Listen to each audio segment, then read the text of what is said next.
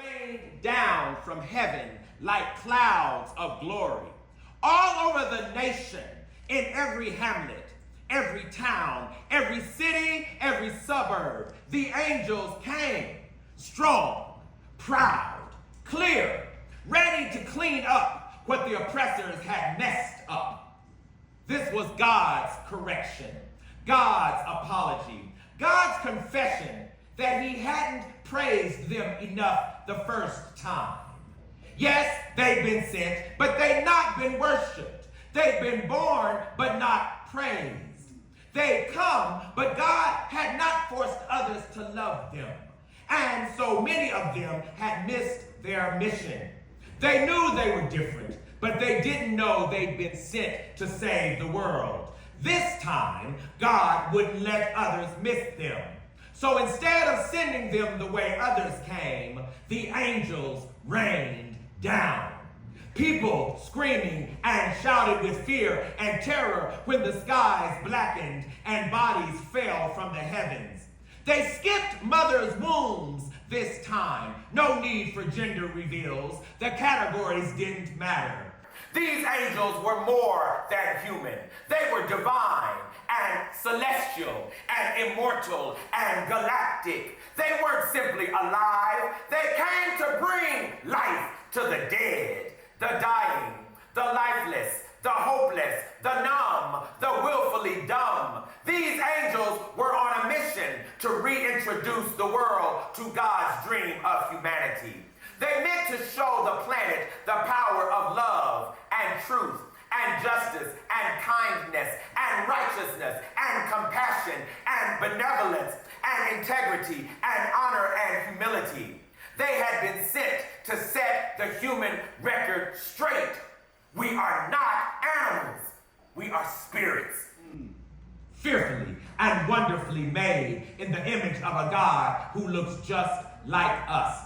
A God who is fabulously queer and beautifully feminine and proudly masculine and perfectly trans. A God who, like those angels, transforms and transmutes, translates and transports.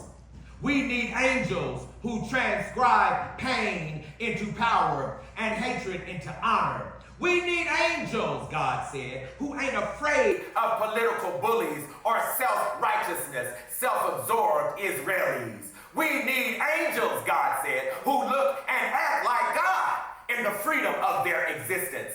Not angels who are gay, but angels who are proud to be gay. Not angels who believe in freedom, but angels who will fight like hell for freedom. We need not angels who will pray for you, but angels who will brush their knees and build houses for you. And those angels came raining down. The skies darkened, y'all, and those angels came raining down one by one, landing on their feet, ready, prepared for war.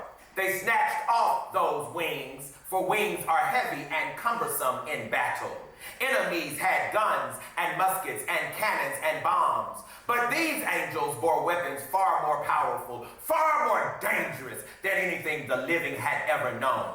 They came with hope and faith and courage and bravery and spiritual valor that no bullet could penetrate. They were the righteous ones, the holy ones, the blameless, the virtuous, the moral flavor of heaven. They were indeed God's consciousness. And one by one, those angels rained down.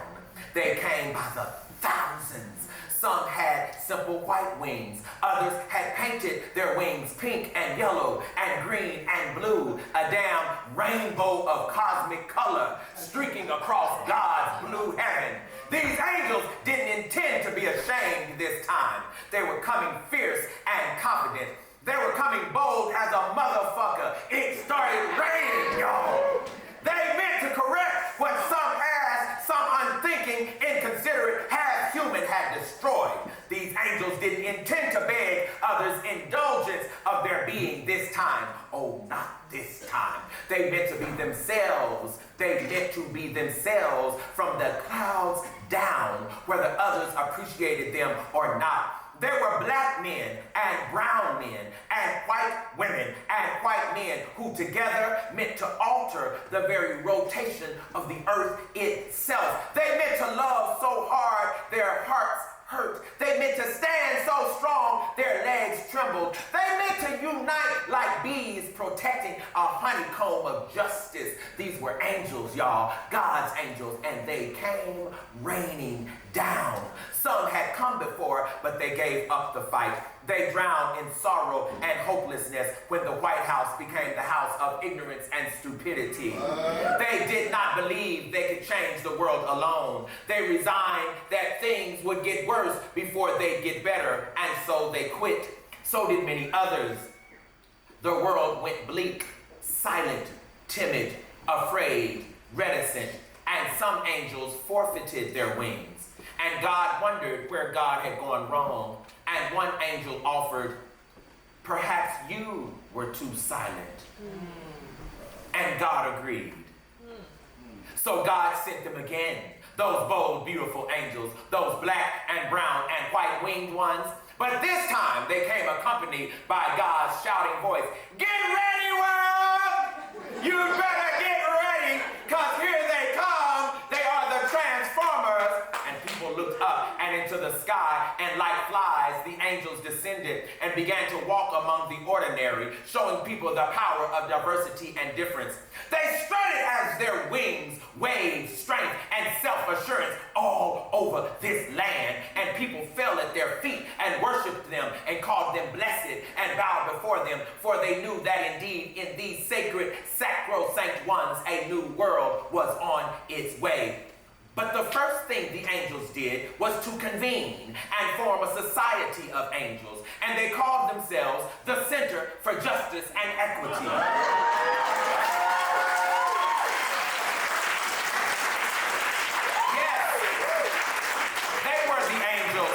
Their promise, their heart's desire. They swore to God that with those wings, they would lift ignorance from the eyes of the regular, and they would usher common, everyday skeptics into a consciousness of love and principle. God's promise was to announce to the planet they're coming this time, to remind the universe that every now and then, angels rain down and fix what ordinary people fuck up. These angels wouldn't be a secret any longer. When people tried to kill them this time, they would simply spread their wings and rise again and keep on trying until the earth looked like heaven and wings became obsolete, for everyone learned to fly, even those who never thought they could. But that was for the future, y'all. For now, people looked up into a cloudy sky on a gloomy day, and they saw those angels raining down.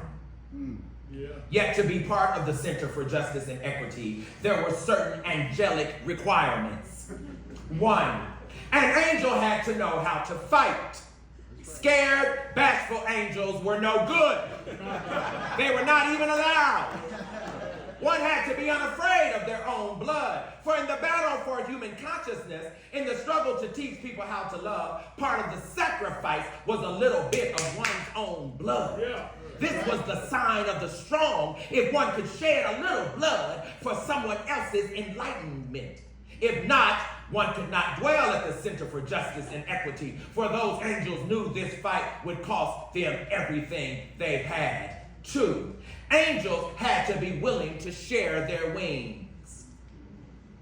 Most wings fit any back, so if an angel were too selfish and only gloried in their own upliftment, they were no good to the center. They wanted angels who wept when others were lifted and soared above their limitations. They wanted angels who watched others rise high and applaud with glee. They wanted angels who knew that if you gave your wings away, God gave you another pair. Wings stronger than other wings. Wings that carried people and lifted them up until they saw what folks at the center already saw. A world made whole, a world healed, a world healthy. This is what they wanted. This is what they needed. And you had to be willing to share wings if you were going to fly with the angels of the center. 3, to be part of the elite New Hampshire Center for Justice and Equity angelic squad, an angel must be able to see into the future. She or he or they must be able to imagine unity where there is none. He or she or they must be able to hear a song of freedom in the midst of racist policies and social inequities. They or she or he must be able to see straight people at gay people's weddings and hear heterosexual mothers praying to birth lesbian children. She or they or he must be able to see themselves standing before the New Hampshire legislature lobbying for the right of every teacher to teach American truth.